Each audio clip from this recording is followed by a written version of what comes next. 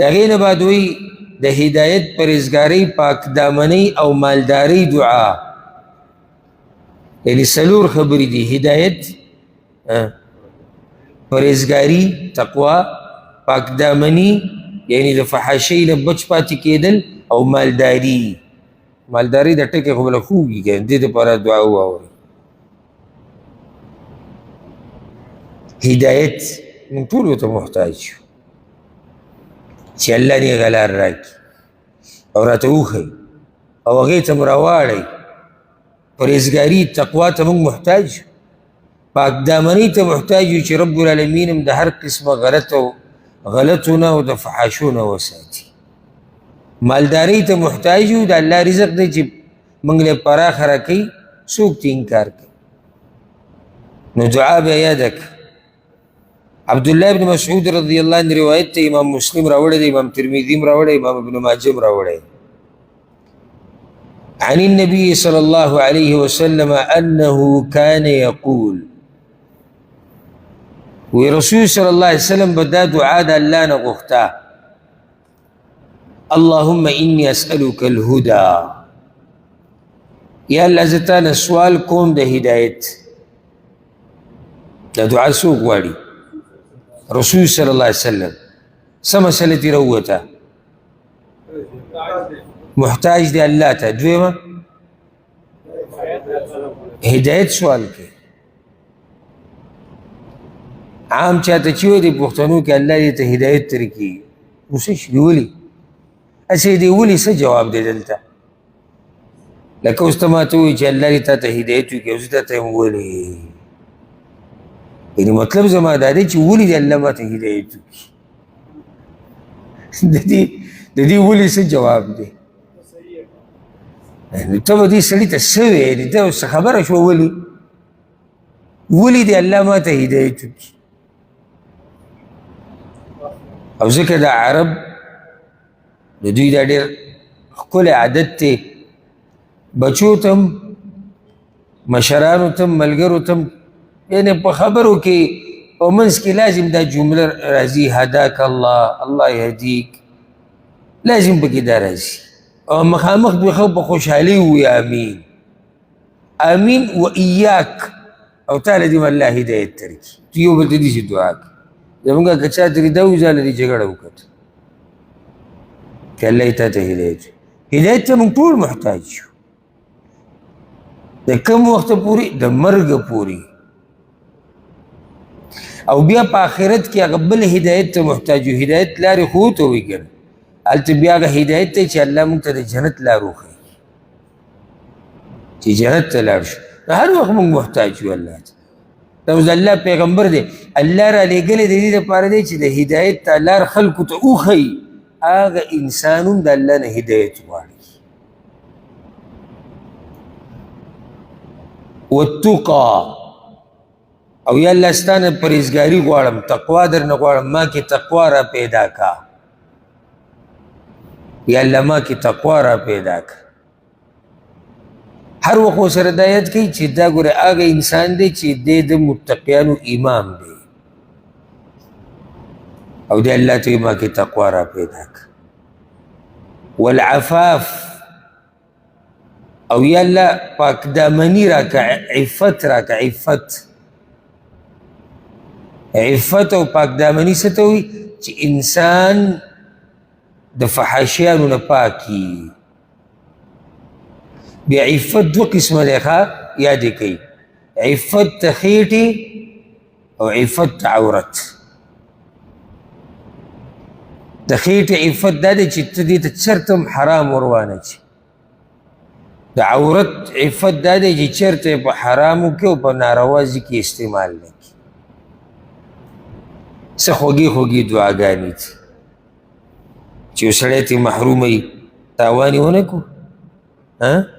څومره تاوان یې وکړو ځکه تاسو ته دا کتاب ځان سره ساتئ هر وخت ملګری کوي وخت په وخت یو دعا نیمه یادوئ څومره دعاګانې به ته یادې کړي چې ته دا جاري ساتي او بیا دغه دعاګانې ته د الله نه غواړې په عاجزۍ سره او الله رب العزت ته یې ورځ قبولې کړي یو ورځ خو به دروازه کولاو کي که وایي څوک چې دروازې ته ولاړ یې او ټکی یې یو ورځ به کولاو شي. منګه دروازه ټکو نه او چې ټکو نو یو ټک دوه او بیا تلګي هغه الله قبوله نه کړه یاره د سم داسې د اسمان نه راکوز شوی دی چې دی به غواړي او بس الله به جو تر اسمان نه پاټۍ م راګوزاري ته خو لږ ور وټکوه د الله د در لږ ودرېږه لږ ستړی کا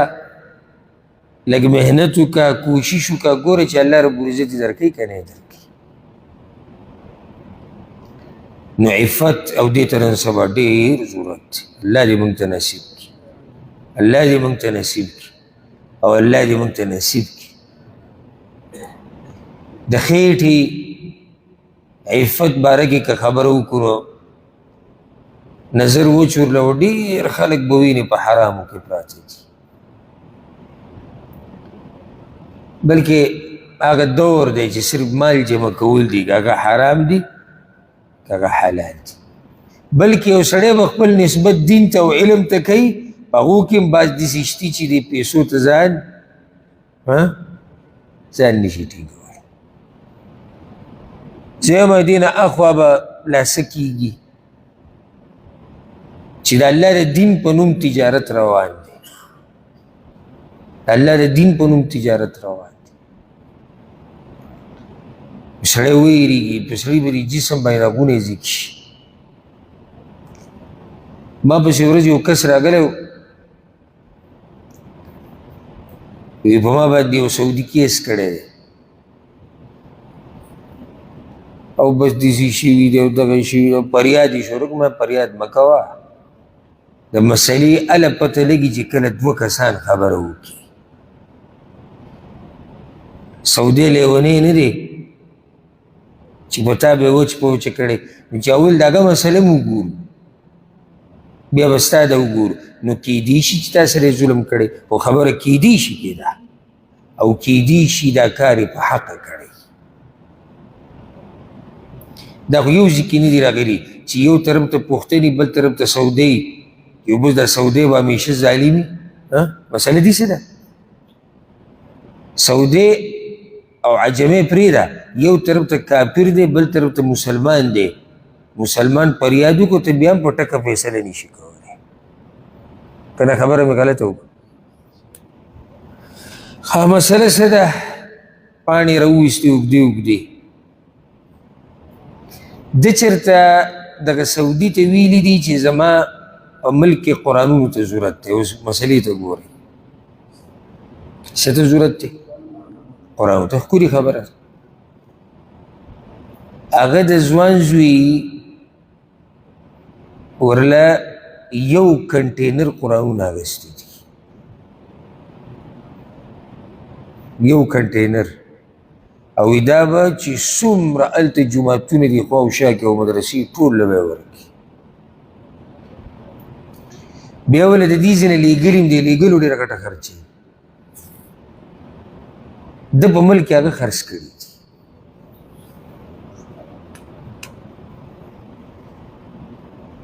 هغه سعودي ته چا ویلي دي خبر شوی ابې کیس کړی څومره لوی ظالم و څومره لوی ظالم و چې غریب دی خو ځان له دې وخوري که نه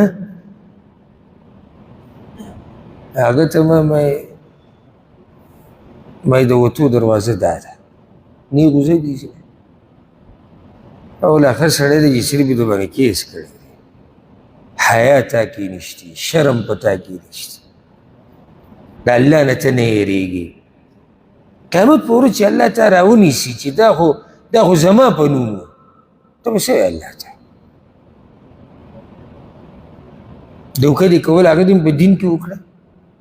او بدنامي اوس دغه عربی چې کوم ځای کښېني که دا قصه به دی کوي او که سبا له ته په دې عربي پسې ورغلې چې یاره دې څه ضرورت دی کله ګزارې د باندې ونه کړو لکه چې د هغه به اوس وایي چې دا اوس دغه قصه روانه ده ټول هلته دا زمونږ دا خو ما ګورې یو قصه ذکر کړه داسې ما ته دومره قصې معلومې دي که نه چې ته به حیران شي دا ږیره به یې اوږده کړي الله د یرې نه نه دې ګیم دپاره پټکې سپین ټوکی به راچولی جي بس تپوس چې وکړي تپوس یې چې وکړي نه جومات شتي نه مدرسه شتي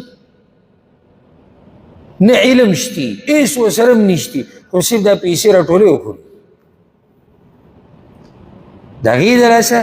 یعنې دغه خپل خباست وکړو خو بیا چې هغه کوم حقدار دي د هغوی پکې پته نه لګي هغه یو ویډیو ډېره مشهوره شوې تاسو به لیدلی یو کس یې راټینګ کړی هغه خو له منډه په ګاډي باندې باقاعده سپیکر لګولی دی او زمونږ علاقې خو ښار نه پرسان دی چې څه دې زړه غواړي کوئ هسې دې ملک کې دې څوک د چاندې دپاره ډبې کېږي که نه ځه څوک دې نر شي دې جومات دې دروازې سره دې ډبې کېږي قانون دی ملک آباد دی تپوس کوي دا څوک دی او څوک نه دی تا اجازت اخیستی د حکومت نه ستا ځای کوم ځای کې دی اول به حکومت وګوري چې هغه تا سره منډه والی شي که نه شي د هغې نه بعد به د حکومت سره ته داخله وکړي نو که هغوی دې اجازت درکړو نو هغوی به درته طریقه بیا وښایي ملکونه داسې روان دي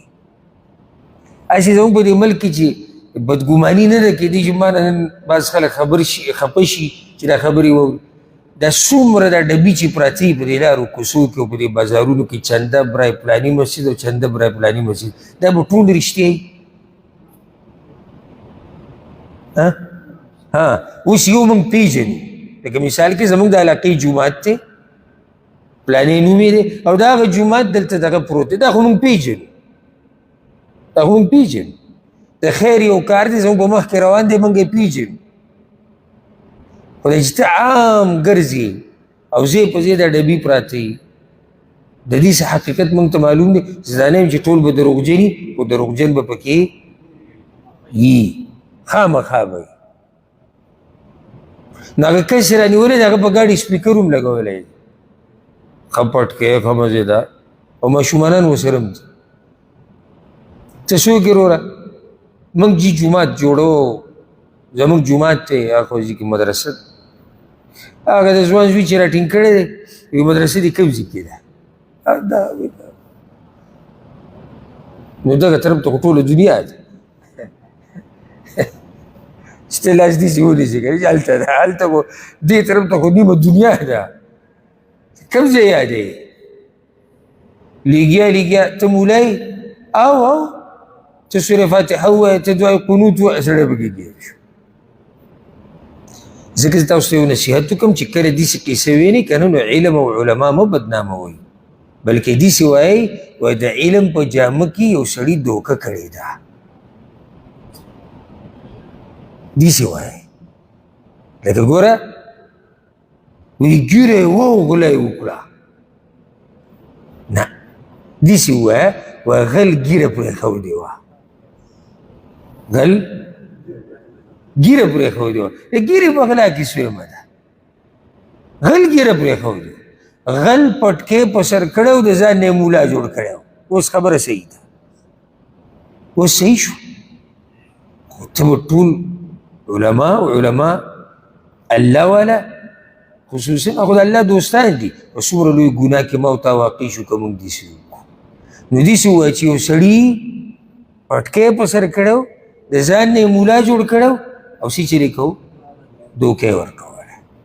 ها نو په ظلم د پاسه ظلم ته ده وګوره یو ماشوم دوه سره هم دي چې دوی کورونو ته لیږي او خلک کښېني چې وایي دا اوس د مدرسې هغه شاګردان دي هغوی نه چې تپوس کړی وي تاسو وایي ده موږ سره خبره کړې ده 100 روپۍ دیاړي ده که 200 روپۍ دیاړي ده ورځ ته زم شکر دی چې الله په موږ باندې د کاڼو باران نه راوړي د کاڼو باران په سړي والله دا قیسه چې اوري یا کوي په سړي غونه یې زیږ شي د الله په نوم به زه دوکه ورکوم هسې دوکه ورکړه که دوکو سره عادت یې هم ګناه ده موږ دا نه وایو چې حلال دي خو چې د الله دا نوم پکې راشي نو څه حیا نه درځي